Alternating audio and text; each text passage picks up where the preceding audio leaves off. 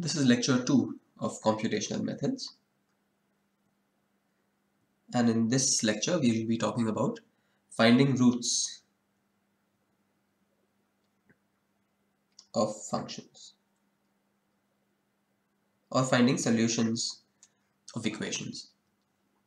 And for this we are going to be following Newman's book, chapter 6.3, and again bits and pieces from here and there which you can find in other places as well.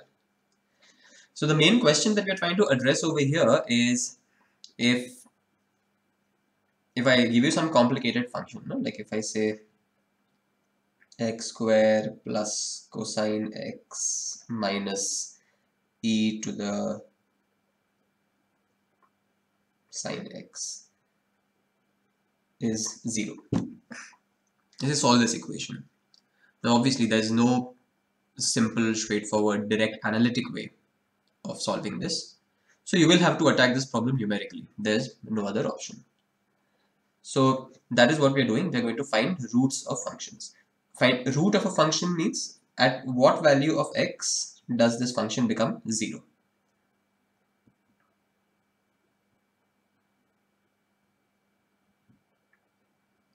That is what we mean by root of a function. So that's what we're trying to find over here. At what point, for which value of x does this fellow become 0? Okay, so, and of course, in case this sounds like you wouldn't require this kind of job, well, that's not true. So for example, if I ask you is there a general algorithm for finding square root of a number? So if I say what is the square root of p? So what you want to do is you are asking the question, when is x, so what is the value of x such that x square is equal to p, or you are asking me to find the roots of the function x square minus p is 0. So what is the value of x? So this has its uses in a variety of situations. So the most straightforward way of doing this is using what is called the relaxation method.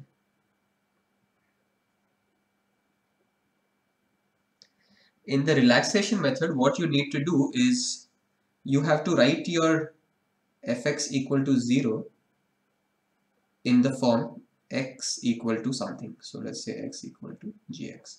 So for example, if I say find the root of the function x minus cosine x. So then you write it in the form x equal to, so you want to find solutions of this equation, so you write it as x equal to cosine x. So this cosine x is your gx. Having written it in this form, you start with some initial guess. So let's call my initial guess x0, and then you define x1 as cosine of x0, then x2 as cosine of x1, x3 as cosine of x2. Just keep doing iteratively. If you have one of those fancy scientific calculators, you can actually do this by just hitting answer again and again and again. It just keeps doing the same operation with the previous result. So take x0, cosine of that gives you x1, cosine of what you get gives you x2, then cosine of what you get gives you x3, and so on. So in general, you're saying x of n plus 1 is cosine of xn.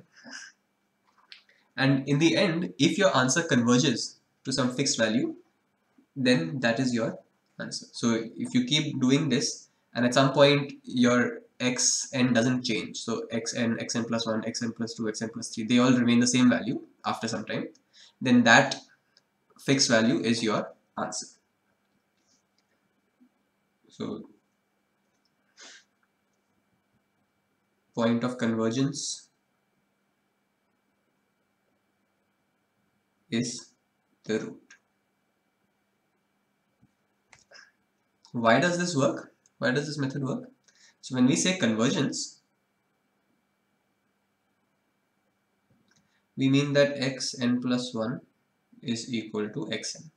So value of x is not changing as you increase n.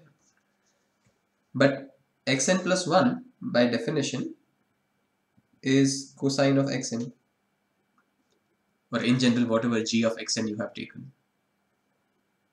So from these two you can see that xn is cosine of xn. So that is why xn satisfies the solution, and that's why it's a root.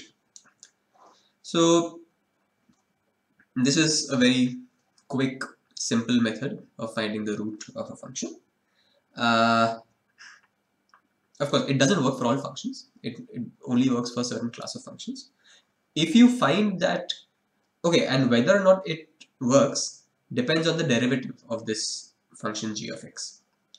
So it turns out that if it doesn't work for the function g of x, then it will work for the function g inverse of x, because the derivative of g of x and the derivative of g inverse of x are on opposite sides of 1. So suppose you want to find the root of x equals g of x. So you do this relaxation method. You find that your answer is not converging. So fine. You can recast this by taking g inverse on both sides. So you can say g inverse of x is x. So now you can again apply the relaxation method, but this time on g inverse. And this time the method will work for you. So that's how you make this, that's how you find the root using relaxation method. There are some disadvantages of the relaxation method. First disadvantage is that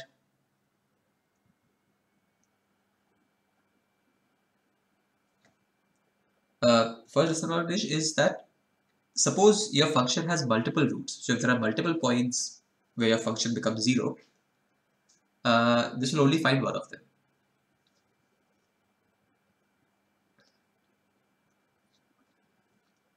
Second one is that it requires you to write your function in the form x equals g of x.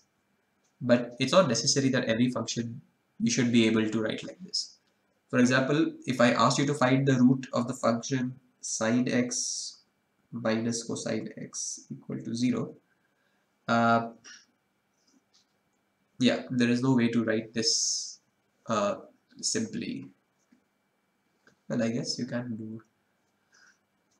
I mean, for this you don't really need relaxation method, because this is just tangent of x equals 1. But anyway, in general, may not be possible to always write a closed form for this equation in this manner. Third is that suppose your x equals g of x doesn't converge, so then you try to do g inverse of x.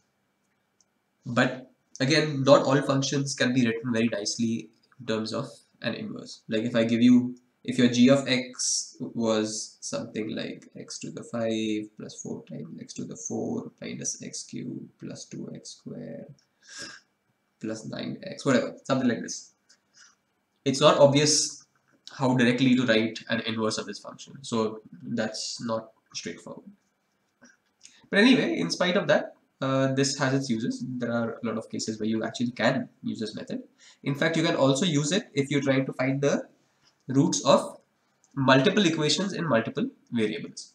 So suppose you want to find the roots of x equals f of xy and g equals y equals g of xy.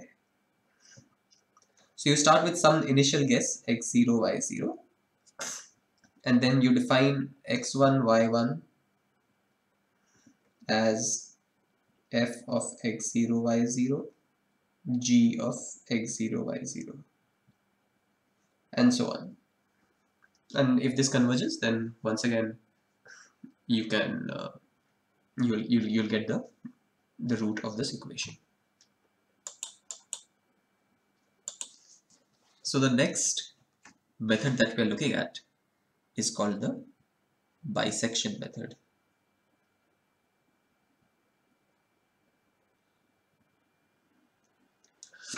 The basic idea behind this method is very straightforward. So let's say this is my function. So this is my f of x. I want to find the point at which this function becomes 0. That's the reason we are doing this entire thing. So what I need to do is I need to find 2 points, x1 and x2, let's call them, such that at one of them the value of the function is negative, and at the other one the value of the function is positive. So x1 and x2 where the function has opposite signs at these two places. Now in real analysis there is what is called the intermediate value theorem, which says that for any continuous function, if you find one point where it is positive, one point where it is negative, then the root has to lie somewhere in between the two. Actually, the intermediate value theorem is more general than that. It just says that, well, do I have time? Might as well.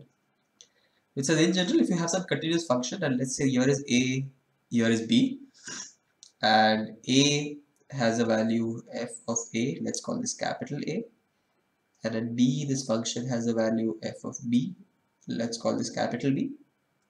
Then what intermediate value theorem says that if there is some intermediate point C over here, then there must be a corresponding point over here such that C lies between A and B and capital C lies between capital A and capital B. So that is the basic premise of the intermediate value theorem, which works for continuous functions. Basically just saying that if the function has one value here and one value here, then it be a continuous function, it has to go through each intermediate point. It cannot suddenly jump without one of those intermediate values. That's all it says. So same thing's happening over here. Since it's going from negative to positive, at some point it has to cross 0. That's all we are saying. As simple as that. So how do we estimate that?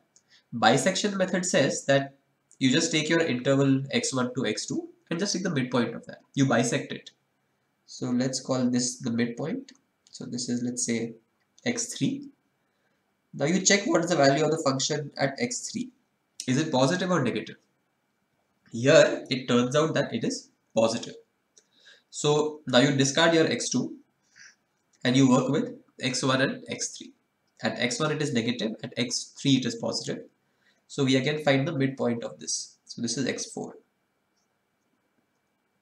Now at x4 it is negative. So forget x1. Now we'll work with x3 and x4 and we'll find their midpoint, x5, and so on. So when you keep doing this, you keep narrowing down your interval. At each step you're reducing the size of your interval by half. And by doing that, you're coming closer and closer to the actual root. So this is the basic principle of bisection method. So at every point, you're saying xn is xn minus 1 and xn minus 2 by half. This is what you mean by bisecting them. And then you keep doing this, and eventually at some point you are at the root or close enough to the root. Okay, so let's try and write a program to find the root of some function using this bisection method. As usual,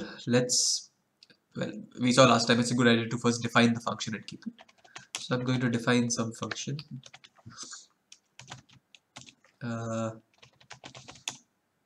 What function should we use? Let's say cosine x. We'll find the root of cosine x between cosine x. So pi by 2. Okay, we'll try to find the root of this between 0 and 2 before it shouts at me. Numpy, let's import cosine.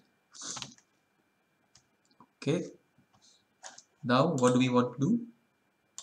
First, we need two guesses. So let's say x1 equals 0, x2 equals 2. Cosine of 0 is 1, so that's positive. Cosine of 2 is negative, right? I should think so, because cosine of pi is minus 1, which is 3.14. No. Cosine. Yeah, so it's negative. Correct. Cosine of 2 is negative. Very good. Now I'm going to define something called my answer. For the time being, let's give it a value of 0 for no reason. So this my answer will be the one which will always be the midpoint of x1, x2. Oh, let's call it midpoint. Midpoint. Okay, good. Now, let's see. Now I want to run a loop because this is an iterative procedure. So let's say while. So expectation is at some point midpoint has to become equal to the actual root. Midpoint becoming root means that the function of the value of the function at the midpoint has to be equal to 0. This is what we mean that by having found the root. So while function of midpoint is actually while this is not 0, you want to keep iterating. And in each step of the iteration, what do you want to do? First you want to define your midpoint. So midpoint is x1 plus x2 divided by 2. That's one thing you want to do. Having done this, you want to check, is the value of the function at the midpoint positive or negative? So because you always want the two endpoints to have opposite signs. So you can, one way of doing it is saying that func at midpoint is positive and func at x1 is negative, or func at midpoint is negative and func of x1 is positive, and so on. You can do that kind of thing. On the other hand, what you can do is, how do you find if two numbers have opposite sign? One easy way to do it is that if they have opposite sign, then their product will always be negative. If they are the same sign, then their product is always positive. So we're going to use that trick over here. So we want to check whether the value of the function at this midpoint multiplied by the value of the function at, say, x1 is positive or negative. So we'll say if this condition is true, then basically what has happened is that your midpoint and x1 are the two relevant points. You want to throw away x2. So I will replace x2 with what is at the midpoint. And if that is not the case, so if midpoint and x1 don't have opposite sign, then midpoint and x2 will have opposite sign. Then you don't care about x1. You want to throw it away and replace it with the midpoint. So your midpoint is assigned to x1. Okay. So once this is done, now you have your two new points, and then you want to repeat this loop over and over again. So this will keep going on until you reach the point at which until midpoint becomes the root of the function, so that this condition over here, function of midpoint, becomes equal to 0. Then it will come out of this while loop.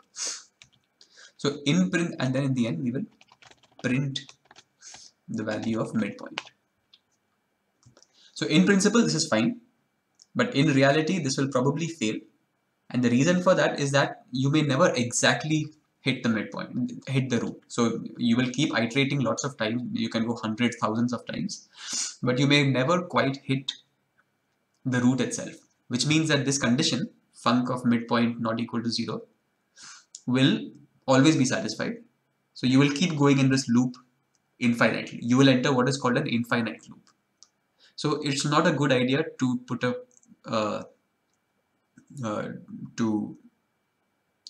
put a condition like this. So what should we do? We won't insist that the midpoint should be exactly the root. We'll insist that the midpoint should be close enough to the root. So for that, first we need to define something called the accuracy. So how much accuracy do we want, or how much error are we willing to tolerate? Suppose I'm okay with an accuracy of 0.0001. Okay, if we are within this much, then I'm okay. I will say okay, fine, I've reached the root. So instead of saying that while function of midpoint is not equal to 0, I will say let function of midpoint be less than the accuracy. And actually I should make this absolute value, because who knows, maybe it will turn out to be slightly negative, like a small negative number. So as long as the function at this point, midpoint, is less than some very small number, as long as it is greater than a small number, I will keep repeating it. The moment it becomes less than that, I will come out of this loop, and that I will accept that value of this midpoint as being the root. So let's check if this function works.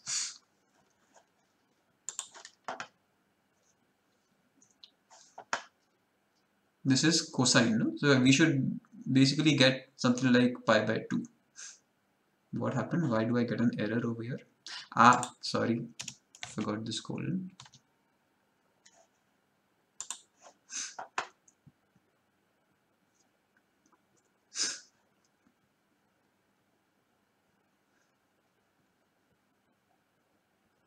There you go, 1.57 something. 1.57 is supposed to be pi by 2. So this works for this function. Great. If I increase or decrease my accuracy, it will run for a little longer, but in the end, it will give a slightly more accurate answer.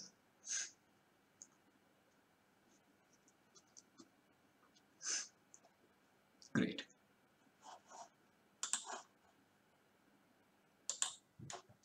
We can try some other function also if you want.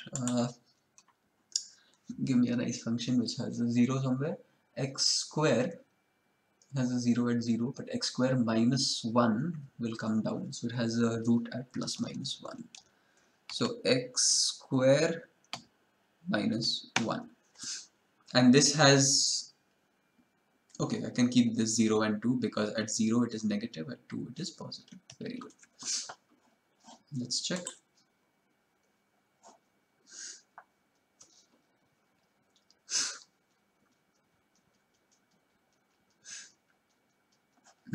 One. Oh, so quite accurate over here.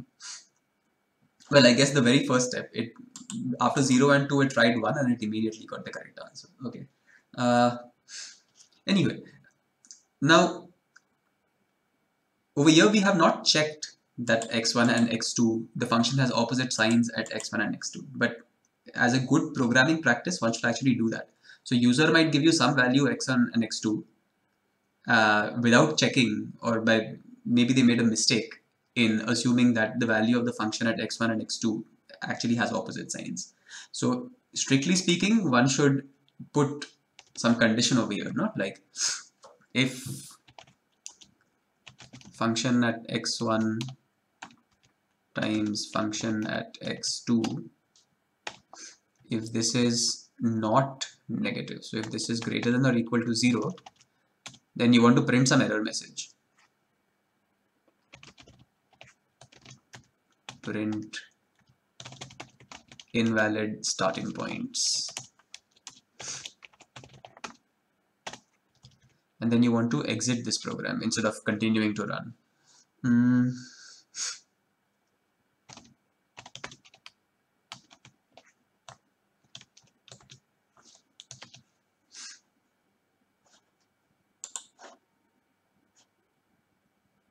So if you give wrong inputs, oh, we didn't give wrong inputs, wait. Okay, this is all good. But suppose instead of giving 0 to 2, if I give minus 2 to 2. So at minus 2 and 2, at both points, this function has positive value. So bisection method will not work in this case.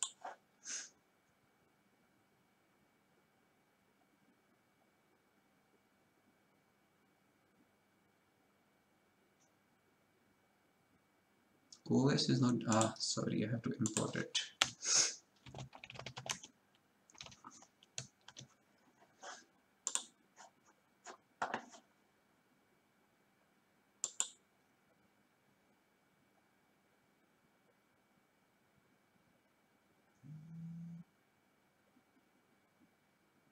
there. So it just says invalid starting points and then it stops executing the program. So this is a good programming practice. When you're expecting your user to put some sort of value, always make sure that those initial values are valid. Otherwise your program will crash. It will not give you correct results. Okay. The last thing I want to discuss in the context of the bisection method is the error analysis.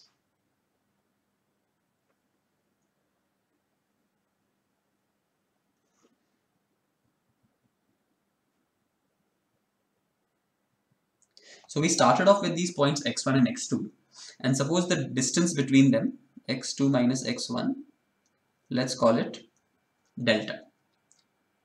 So right now your root can be anywhere within this delta, so the error in finding out the root is delta.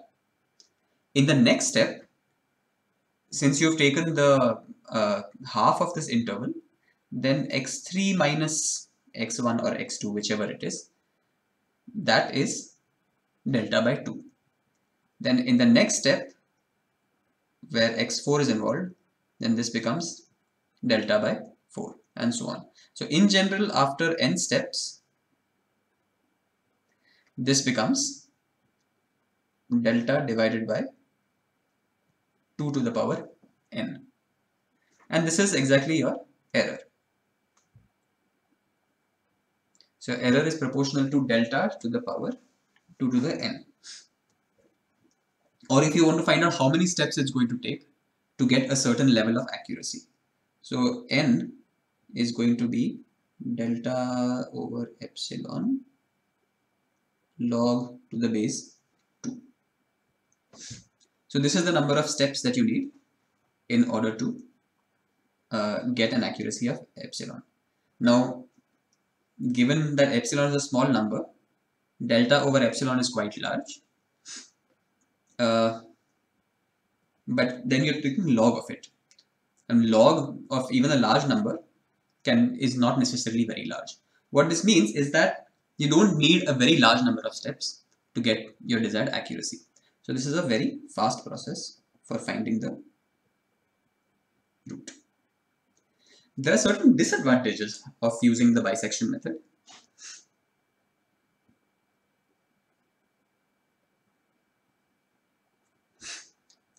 First is that you need to know some x1 and x2 at which the function has opposite signs, one positive, one negative. Why do you assume that you always know that? You may not necessarily know. So that can be a disadvantage. If that is the case, then you cannot use the bisection method. Second is, suppose there's a function which has what are called grazing zeros. Grazing zeros means, like suppose, so this is the graph of x square. Now if you look at this, it has a 0 at x equal to 0, but it's never negative anywhere. So you cannot say that I will start with x1 over here and x2 over here, because you will never find 2 points at which the function has opposite signs. So for a function like this, for x square, you will never be able to find this root of 0. Third disadvantage is that if you have a function of many variables,